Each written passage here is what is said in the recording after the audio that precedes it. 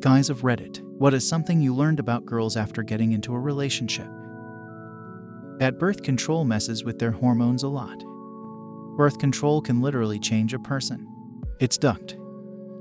I'm lucky to be someone who needs birth control for hormonal reasons. I have zero issues, side effects, etc., and have everything stabilized. Extremely irregular periods, being always tired, mood swings, etc. But my hormones were ducked without medication. If birth control is strong enough to change my hormones entirely, imagine what it can do to people who don't have such issues. I guess it's like taking strong medication for something you don't have.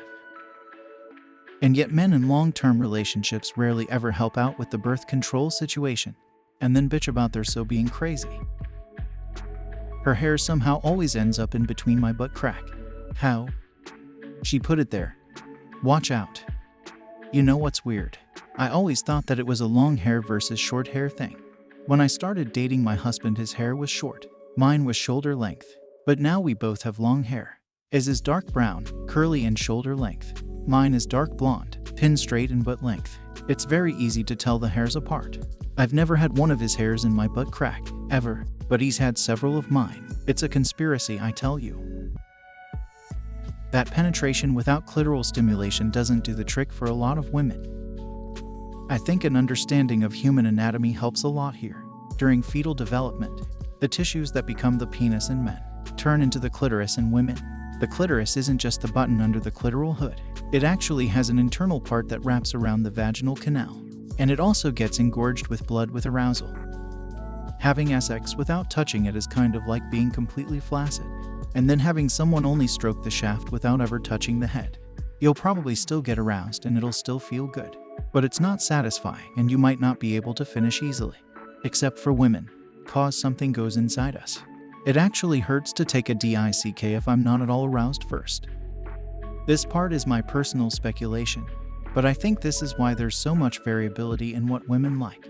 Men have most of their nerves involved in sexual pleasure right there in the same place on the outside of their body. But women can have nerves distributed differently throughout the entirety of the internal and external parts of the clitoris. So some might be too sensitive to have the external part touched directly, and some can get off through only stimulation of the internal part. A good hug when nothing is wrong works wonders. Now, do you prefer someone to hug you with their arms over your shoulders or under your arms?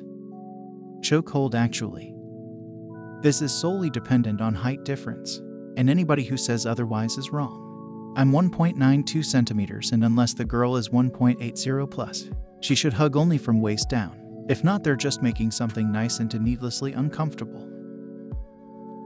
Until I actually lived with my partner, it was hard to comprehend just how often a period comes, how long it lasts, and how much it can affect your day-to-day. What a pain in the ass. I do not envy the ladies. I've got mine right now. Last year it literally aligned with every holiday. The most annoying is blood. Blood everywhere, and blood stain. Communication is the key to everything. Seriously. If there's an unanswered question, ducking mention it and get the answer. Neither men nor women are mind readers. So many things can be avoided by just talking with the other one in the relationship. Always assume ignorance over malice. Chances are whatever happened, it's because of assumptions made, and not because one was trying to actively hurt, annoy the other. The only dumb question is the one you don't ask. I'm a girl and I wish I knew this before my last relationship. So much hurt could have been avoided. Makeup is expensive as duck. Bras too.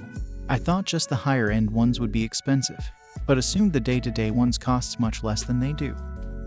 Pretty much any bra that gets worn out of the house is gonna run you $50 minimum. Can you imagine paying $50 for a pair of boxers?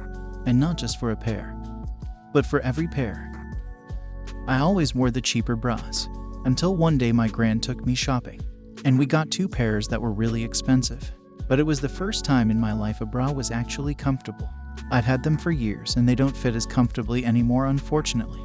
But after getting used to going braless during the pandemic, I've opted for bralettes instead. Luckily my boobies aren't too big, so it's not an issue. But yeah, if you want a comfortable bra that doesn't dig into your skin, you gotta spend some cash.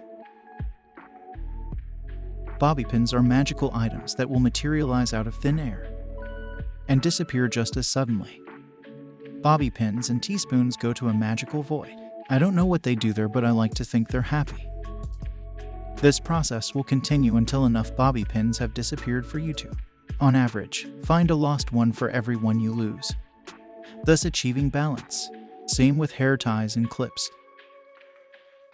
With my first serious girlfriend after college, I learned that I could have a relationship with open and honest communication, owning our emotional reactions, not being manipulative, and putting ourselves in our partner's shoes. In my next relationship, I learned that not every partner will do that. It really prepared me for meeting my now wife, because I could expect that and communicate that expectation to her early on, which laid the foundation for a healthy and communicative relationship. Being jealous and possessive will lead up into lots of grief and destroyed lives. Stop thinking you are the center of other people's world, guys. Take it from somebody who's done it. I never want to be that person anymore.